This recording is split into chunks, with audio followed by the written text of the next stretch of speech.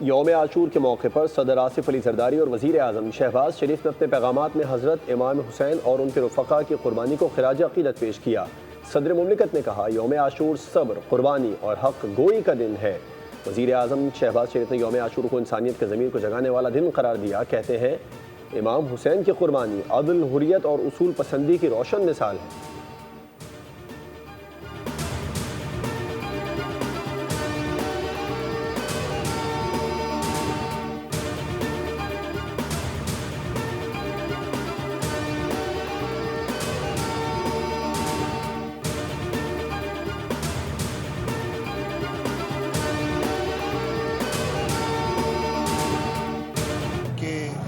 जो अज़ादारान उनको पूरी सहूलत दी जाए और उसके साथ साथ सिक्योरिटी का भी इंतज़ाम किया जाए। और अल्लाह ताला से ही दुआ होगी कि खैरियत से आज का दिन गुजरे और ये मुहर्रम का आशूर कर दें।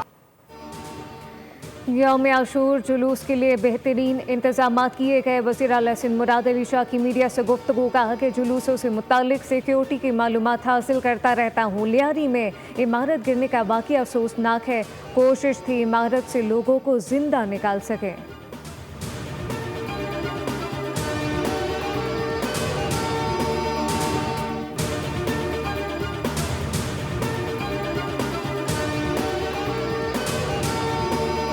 कराची के इलाके लियारी में इमारत गिरने से कई घर उजड़ गए। इमारत के मलबे से एक और लाश निकाल ली गई। लाश की शनाख्त 12 था 15 साल लड़के जैन के नाम से हुई है।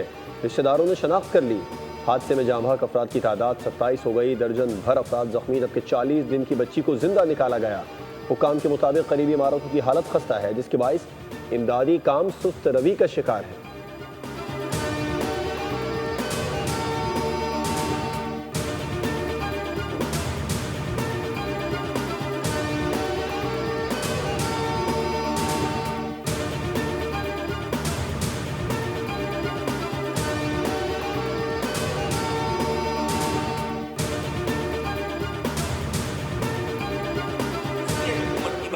क्या पॉलिसी है? सिर्फ 4 अफसरान को जो है मुअत्तल करके कहानी बनने वाली नहीं है।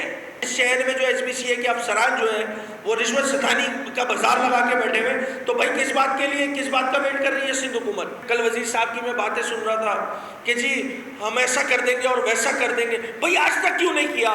ये क्रिमिनल ऑफेंस है। आप कहते हैं कानून साजी नहीं हुई है, तो 17 सालों से आपके इस असेंबली में, सूबे की असेंबली में अक्सरियत किस जमात की है?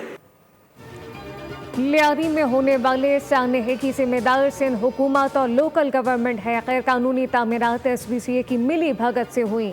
रिश्वत देकर कोई